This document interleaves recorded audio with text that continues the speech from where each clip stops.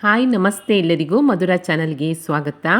ಇವತ್ತು ಮಕ್ಕಳಿಗೆ ತುಂಬಾ ಇಷ್ಟವಾಗುವಂತಹ ಒಂದು ಲಂಚ್ ಬಾಕ್ಸ್ ರೆಸಿಪಿಯನ್ನು ನಿಮ್ಮ ಜೊತೆ ಶೇರ್ ಮಾಡ್ಕೊಳ್ತಾ ಇದ್ದೇನೆ.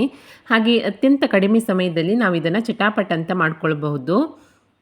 ಬನ್ನಿ ನೋಡೋಣ ಹೇಗೆ ಮಾಡೋದಂತ. ನಾನು ಮೊದಲಿಗೆ ಈ ಲೆಮನ್ ರೈಸನ್ನು ಮಾಡಲಿಕ್ಕೋಸ್ಕರ ಅನ್ನವನ್ನು ರೆಡಿ ಮಾಡಿ ಇಟ್ಕೊಂಡಿದ್ದೇನೆ. ನಂತರ ಸ್ಟವ್ ಮೇಲೆ ಒಂದು ಬಾಣಲೆಯನ್ನು ಇಟ್ಟು ಇದಕ್ಕೆ ಒಂದು 3 ಸ್ಪೂನ್ ಆಗುವಷ್ಟು ಎಣ್ಣೆಯನ್ನು ಸೇರಿಸ್ಕೊಂಡಿದ್ದೇನೆ.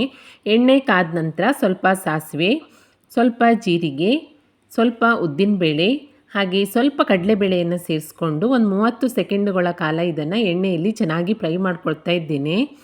ಈ ಹಂತದಲ್ಲಿ ನೀವು ಕಡಲೆಕಾಯಿ ಬೀಜ ಹಾಗೆ ಗೋಡಂಬಿಯನ್ನು ಕೂಡ ಸೇರಿಸ್ಕೊಳ್ಬಹುದು ಇಷ್ಟ ಇದ್ದರೆ. ನಂತರ ಇದಕ್ಕೆ ನಾನು 1 ಸ್ಪೂನ್ ಆಗುವಷ್ಟು ತುರಿದಿರುವಂತಹ ಶುಂಠಿ, ಸ್ವಲ್ಪ ಕರಿಬೇವಿನ ಸೊಪ್ಪು, ಖಾರಕ್ಕೆ ತಕ್ಕಷ್ಟು ಹಸಿಮೆಣಸು ಹಾಗೆ ಒಂದು 4 ಪೀಸ್ ಆಗುವಷ್ಟು ಒಣಮೆಣಸನ್ನು ಸೇರಿಸ್ಕೊಂಡು 1 ನಿಮಿಷದ ಕಾಲ ಒಗ್ಗರಣೆಯಲ್ಲಿ ಇದಿಷ್ಟನ್ನು ಚೆನ್ನಾಗಿ ಹುರ್ಕೊಳ್ತೀನಿ. ಇದಿಷ್ಟು ಚೆನ್ನಾಗಿ ಹುರಿದಾದ ನಂತರ ಇದಕ್ಕೆ ಒಂದು 1/4 ಸ್ಪೂನ್ ಆಗುವಷ್ಟು ಅರಿಶಿಣವನ್ನು ಸೇರಿಸ್ಕೊಂಡು ಮಿಕ್ಸ್ ಮಾಡ್ಕೊಳ್ತಾ ಇದ್ದೇನೆ. ಇದೆಲ್ಲವೂ ಚೆನ್ನಾಗಿ ಮಿಕ್ಸ್ ಆದ ನಂತರ ನಾನು ರೆಡಿ ಮಾಡಿ ಇಟ್ಕೊಂಡಿರುವಂತಹ ಅನ್ನವನ್ನು ಸೇರಿಸ್ಕೊಳ್ತಾ ಇದ್ದೇನೆ. ನೀವು ರಾತ್ರಿ ಮಿಕ್ಕಿರೋ ಅನ್ನದಲ್ಲಿ ಕೂಡ ಮಾಡ್ಕೊಳ್ಬಹುದು ಅಥವಾ ಬಿಸಿ ಬಿಸಿ ಅನ್ನದಲ್ಲಿ ಕೂಡ ಮಾಡಿಕೊಡ್ಬಹುದು. ಅನ್ನವನ್ನು ಸೇರಿಸ್ಕೊಂಡ ನಂತರ ಒಗ್ಗರಣೆ ಜೊತೆಗೆ ಈ ರೀತಿಯಾಗಿ ಚೆನ್ನಾಗಿ ಮಿಕ್ಸ್ ಮಾಡ್ಕೊಳ್ಬೇಕು. ತುಂಬಾ ಸಿಂಪಲ್ಲಾಗಿ ಇದನ್ನು ನಾವು ಮಾಡ್ಕೊಳ್ಬಹುದು.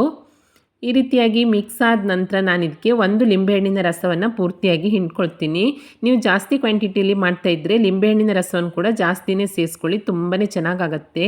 ನಂತರ ರುಚಿಗೆ ತಕ್ಕಷ್ಟು ಉಪ್ಪನ್ನು ಸೇರಿಸ್ಕೊಂಡು ಒಮ್ಮೆ ಫೈನಲಾಗಿ ಚೆನ್ನಾಗಿ ಮಿಕ್ಸ್ ಮಾಡ್ಕೊಂಡ್ಬಿಟ್ರೆ ತುಂಬಾ ರುಚಿಕರವಾದಂತಹ ಹಾಗೆ ತುಂಬಾ ಸುಲಭವಾಗಿ ಮಾಡ್ಕೊಳ್ಬಹುದಾದಂತಹ ಲೆಮನ್ ರೈಸ್ ರೆಸಿಪಿ ರೆಡಿಯಾಗುತ್ತೆ. ಮಕ್ಕಳಂತೂ ತುಂಬಾ ಇಷ್ಟಪಟ್ಟು ತಿಂತಾರೆ. ಹುಳಿ ಹುಳಿ ಖಾರವಾಗಿ ತುಂಬಾ ಚೆನ್ನಾಗಿರುತ್ತೆ. ಹಾಗೆ ನೀವು ಬೆಳಗಿನ ಗಡಿಬಿಡಿಯಲ್ಲಿ ಲಂಚ್ ಬಾಕ್ಸ್ಗೆ ಹಸ್ಬೆಂಡ್ಗೆ ಅಥವಾ ಮಕ್ಕಳಿಗೆ ತುಂಬಾ ಸುಲಭವಾಗಿ ಕಡಿಮೆ ಸಮಯದಲ್ಲಿ ಮಾಡಿ ಕೊಡ್ಬೋದು. ಟೇಸ್ಟು ಕೂಡ ಸೂಪರಾಗಿರುತ್ತೆ.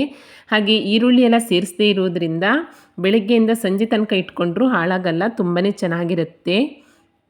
ಖಂಡಿತ ಟ್ರೈ ಮಾಡಿ ನೋಡಿ. ಈ ತುಂಬಾ ಸಿಂಪಲ್ ಆಗಿರುವಂತಹ ಲೆಮನ್ ರೈಸ್ ರೆಸಿಪಿ ನಿಮಗೆ ಇಷ್ಟ ಆದಲ್ಲಿ ಲೈಕ್ ಮಾಡಿ ಹಾಗೆ ಶೇರ್ ಮಾಡಿ. ಹೊಸದಾಗಿ ನಮ್ಮ ಚಾನಲ್ ನೋಡ್ತಾ ಇದ್ದರೆ ಸಬ್ಸ್ಕ್ರೈಬ್ ಮಾಡ್ಕೊಳ್ಳಿ. ರೆಸಿಪಿ ಹೇಗಾಗಿದೆ ಅಂತ ಕಮೆಂಟ್ ಮಾಡಿ ತಿಳಿಸಿ. ಸಿಗೋಣ ಮುಂದಿನ ರೆಸಿಪಿಯಲ್ಲಿ. Thank you for watching.